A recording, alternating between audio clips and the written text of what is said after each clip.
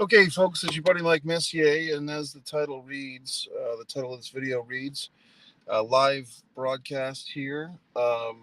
Dimitri Bivol defeats none other than Saul Canelo Alvarez, Cinnamon Alvarez, Canelo on Cinco de Mayo weekend, nonetheless. Um, it was a good decision.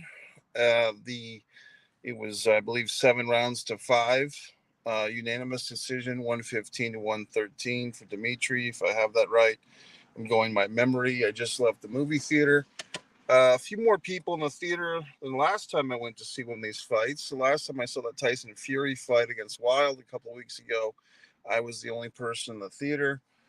Tonight, I think there was 4 other people in the theater, plus myself, so 5 people.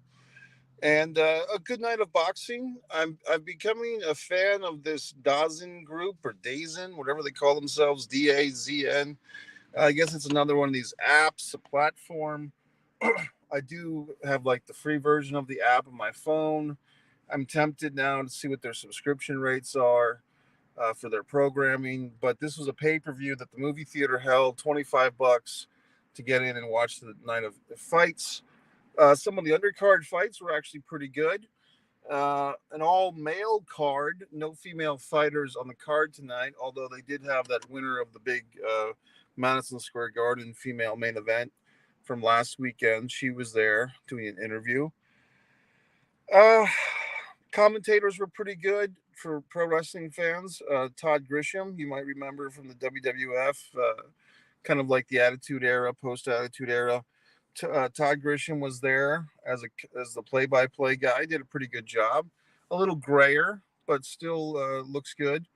Todd, I think, is a lot more easy on the ears than Michael Cole. It made me just think, listening to Todd Grisham do commentary, he's actually pretty good commentator. He doesn't oversell things, and just this made me, compare him to Michael Cole. And no offense to Michael Cole, but he really is not very good at his job. And I'm talking about WWE ring announcer or commentator Michael Cole. Not very good. People don't really like Michael Cole. I think Vince McMahon's the only one that really does. But anyway, we'll get off of that topic. As far as this fight goes, I think the decision was good. I think it's always hard for judges to go against a popular fighter. If you remember, Oscar De La Hoya once won a decision. He was fighting a German fighter in preparation for his fight with Bernard Hopkins.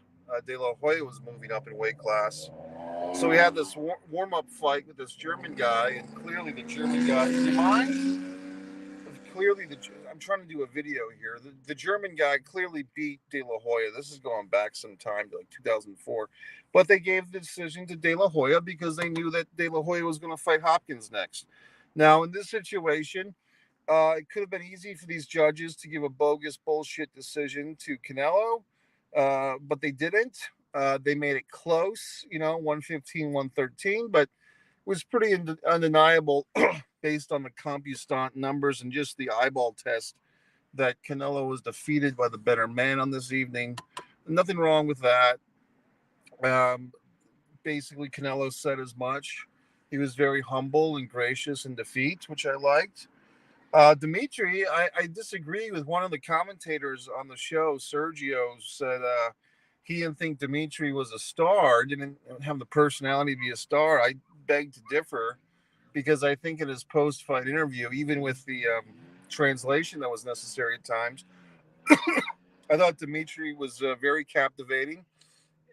I thought he was captivating enough. I mean, I thought he had a good humor about him, and I think he was likable and so forth, and gracious and victory. So I really don't see, is he going to, be the next Sugar Ray Leonard or whoever the fuck, Prince Nassim or whoever? I don't know. But I mean, I thought he was good enough to be a star or whatever. But I mean, it is what it is. By the way, this is live. This is interactive. This is, 12:55 on Saturday night. And so if anyone's thinking, oh, gee whiz, I have something I want to say here, you can comment. But comment quickly, because I think I want to call this a wrap. Overall, I think it was a good night. Good night, good fights. Um, the Dazens recommending, or they're promoting more fights May 14th, May 21st, all these goddamn things. I mean, there's so much content these days.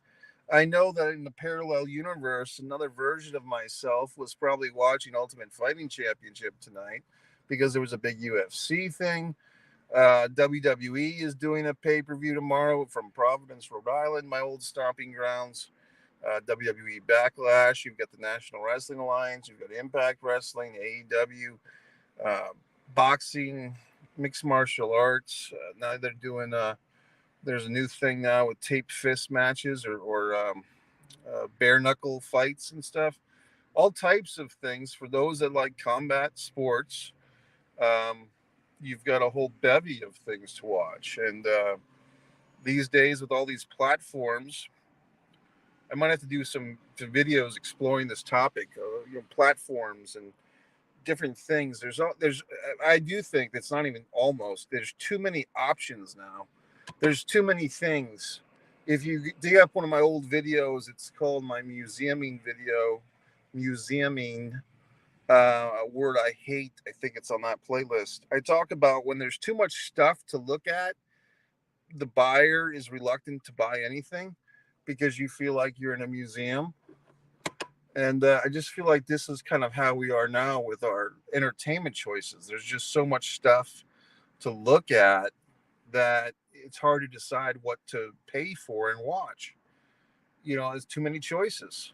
I mean, I kind of felt that way with wrestling. I feel that way sometimes with audio books and YouTube videos and, you know, fucking shows. Everyone, oh, you got to watch this, you got to watch that.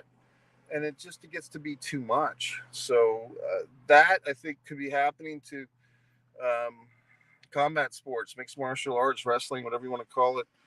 Um, you know what I mean? There's entire platforms dedicated to independent pro wrestling and entire platforms, I guess, dedicated to boxing and so forth, like this Daz. And so just a lot of choices, which is great. But at the same time, it's hard to stick out. I mean, you got the Fight TV thing, you get all these wonderful things.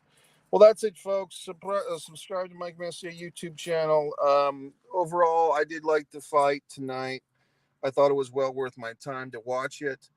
A rematch, I'm not really looking forward to. I kind of agree with most of the people in the commentary said, yes, Canelo will come in with a different game plan, but just the eyeball test, folks. When you look at these two guys, there was a clear, almost a 4-inch height advantage for Dimitri and just a natural weight advantage, just a bigger gentleman. It's really nothing against Canelo. He fought his ass off. He tried hard, but I remember seeing a fight like this years and years ago when a champion in like a middleweight division tried to go up, and you just go up too much, and you just kind of hit that wall. And they were saying that, when's Canelo going to hit the wall where he's fighting a guy that's too big? And tonight was the night. Just a guy that was good enough and big enough, and it's no shame to lose to this guy. But I don't think that anything Canelo can do, unless he has a great night and Dimitri has a shitty night in a rematch, I don't think this will be much different unless the judges give a wonky decision in order to push a third fight. That could happen. And they were saying on this thing that Triple G is like the real loser because now he's shut out of, like, I guess would be the fourth fight with Alvarez, right? So in any event, I enjoyed the evening. If you watch the fight, if you're catching this reaction video on YouTube somehow, you've put in your search engine Canelo, the fucking Bivol beats Alvarez fucking reaction video. Obviously, I'm not a expert on pro boxing, but I'm a fan, and so I have my opinions. You might have a more informed opinion. You're welcome to leave your informed fucking opinion. If you really like boxing, you can watch my interview with Vinny Pazienza, 5-time world heavyweight or world champion of the middleweight divisions and other divisions. Not a heavyweight, but close. He did fight Roy Jones Jr., who became a light heavyweight champion soon thereafter.